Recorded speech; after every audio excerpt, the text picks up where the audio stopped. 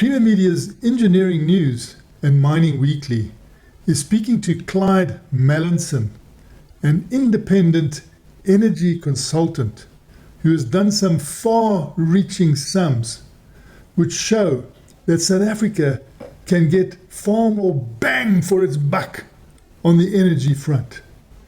Clyde, can you explain to us how we can turn our load-shedded South Africa around with the help of our wonderful sunshine, prime wind, and considerable energy storage potential? Yes, I often say that the energy situation in South Africa differs from politicians in that we tend to have a shortage of power and a surplus of energy, whereas politicians have a shortage of energy and a surplus of power.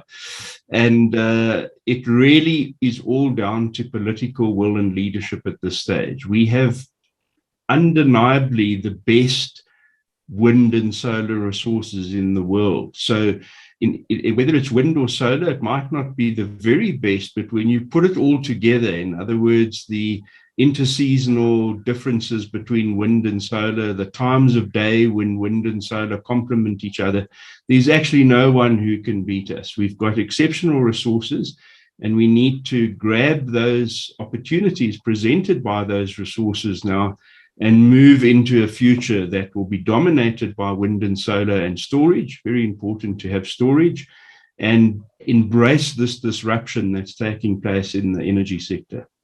And so what does South Africa need to do to make its power tariffs among the most competitive in the world, while at the same time combating climate change? Look, when I say it's very complex, the incumbents, the people who are used to doing things as they've been doing them for the last 100 or 50 to 100 years, and that includes Eskom, they're very reluctant to ever have surplus electricity. It's seen as a major impediment. So in many of the modeling systems, the system modelers, before they model, they say, let's limit excess that we have to curtail to a minimum amount. So we're not allowed to have excess. And that, of course, is operating in an environment where you are not storing that excess to use when you have a shortage. And so at the moment, we have a demand system that is dominating our thinking, and we are desperately trying to plug the demand with resources. So we put in a bit of this, we put in some open cycle gas turbines, and we're being dictated to, if you like, by the demand. In the new system, the generation will set the pace. And we will then have new demand entities like electric vehicles, green hydrogen will feed, if you like, off of the generation at times when there are surpluses. And so it's a complete flip around of the way that we work at the moment. And, you know, one of the most interesting things is that we can cover our current electricity needs with no load shedding, with a combination of only wind, storage, and batteries. But here's the thing. We have to get through the worst periods in winter. You know, there'll be a stretch in winter of 3 or 4 days where there's perhaps not that much sunshine. And of course, winter has fewer sunshine hours anyway. So we design a system that can get us through that worst period. And then anyone can see logically on every other period of the year, every other day, more or less, we're going to de facto have a surplus. And we can choose to build bigger batteries, you know, and often with hydrogen storage and other energy carriers, people are looking at interseasonal changes. Now, as I said originally, we have a very muted interseasonal change in South Africa. We're renowned for our sunny winter skies. And so although we have fewer hours of sunshine in winter, we tend to not have rain in winter. So we can either build bigger batteries with less wind and solar, or we can build more wind and solar with smaller batteries. And we put those three into the mix and we see what's the cheapest combination of wind, solar, and batteries that meets our needs for security of supply as well as our annual energy. And when you do that, you find that there's a sweet spot. There's a sweet spot where that whole system costs the least. And at that sweet spot, we de facto have a very, very large amount of surplus electricity due to what I explained, because we're designing to get us through that worst patch, which means we have surplus on the other days. But is it really a surplus? Because we know that in order to combat climate change, we need to decarbonize. We need to decarbonize transportation, heavy industry, industrial heating and cooling, all sorts of things. And so it's that surplus that we will then tap into and make use of. So in other words, in very simple terms, you will charge your electric car in the future in the daytime, not at night. You will charge your energy storage systems in the daytime and discharge them at night. Whereas you're probably aware at the moment, Eskom has a surplus at night and it charges its pump storage at night to release in the day. Well, it's going to turn completely. We'll be charging the storage in the day to release at night. Now, if that's not a complete switch, I don't know what is. So that's where we're at. And in this new system, surpluses are an unbelievable benefit, not something to be curtailed through modeling or any other means. And of course, when you're not looking at lots of storage, then those surpluses appear to be a problem, because you and I know that you need to use electricity pretty sharpish. You can store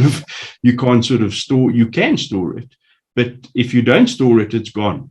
You use it or lose it, and you can't inject more into the system than the system's taking out at any point in time. Otherwise, you basically trip the system. So that's where we're headed, and I think it's the most exciting future. It's the most exciting thing that's happened in the energy space in the last century.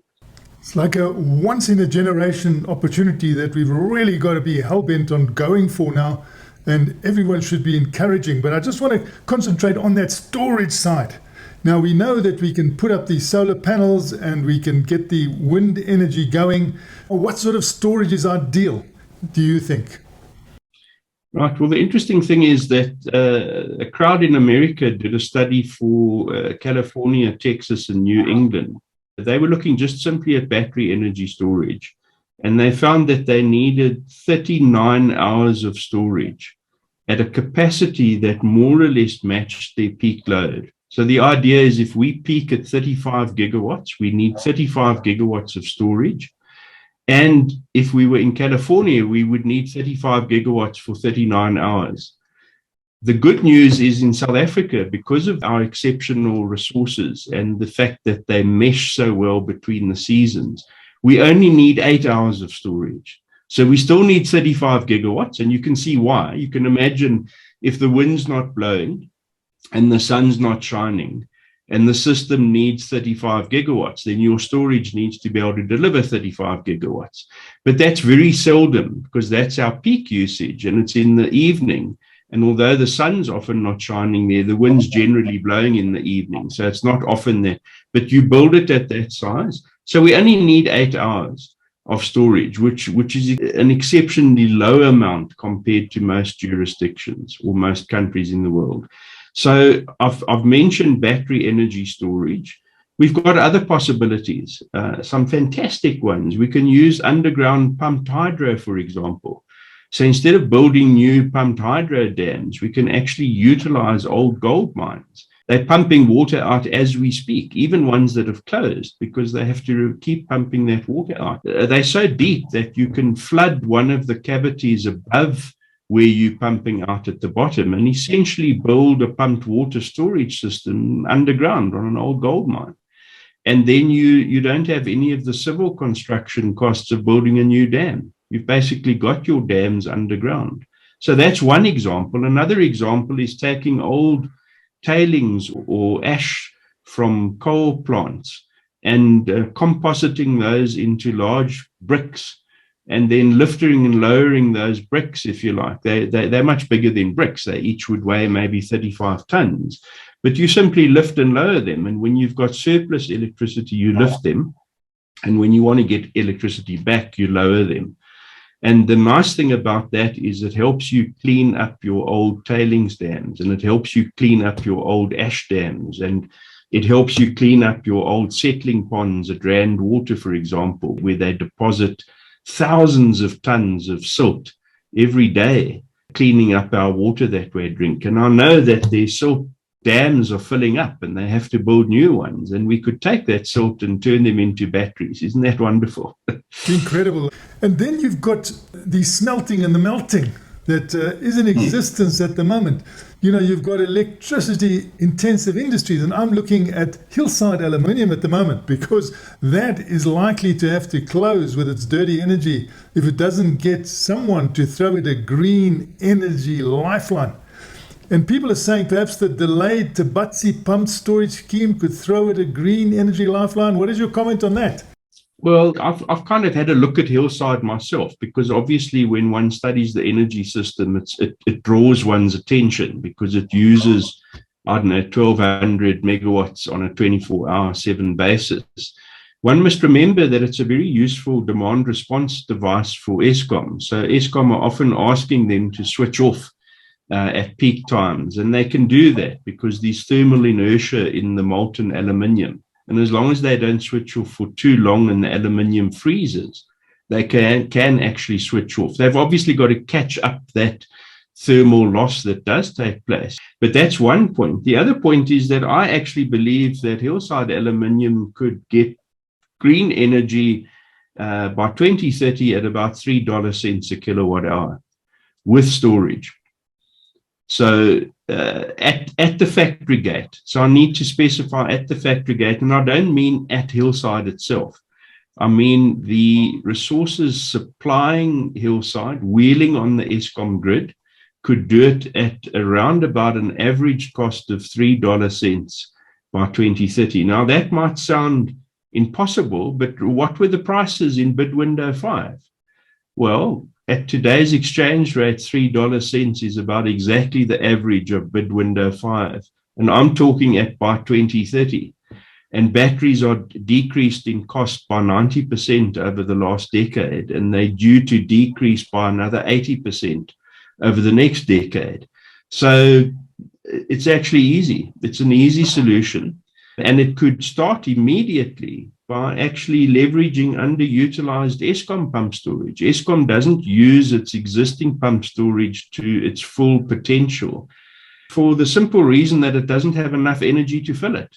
If you've got to get through a week with a water bottle, you can't drink it all on the first day. You've got to sort of ration it over the week and top it up over the weekend. But if you know that you can fill your water bottle every day when the sun shines, you can then, satiate your thirst every day. And at the end of the day, if it's a hot and long day, you can even pour that water over your head if you want to, because you know you can fill up the next day.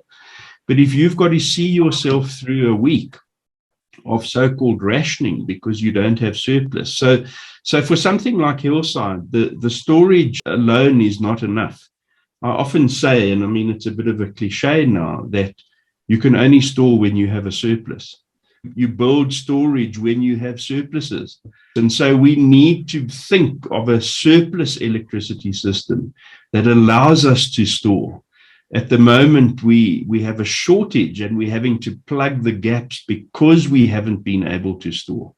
And so what's your summary? Right. So the right thing is that we need to look at all of the problems in the electricity sector together. We need to look at the non-payment from Soweto. We need to look at the communities in the pollution plume shadow of the coal mines. We need to look at it all simultaneously. And my solution is that the population of South Africa should invest in a new fleet through the issuance of green bonds that can even have a bonus element. So instead of buying lotto tickets, you buy green bonds, and the bonus element could be a monthly draw where you could win something as long as you bought a green bond.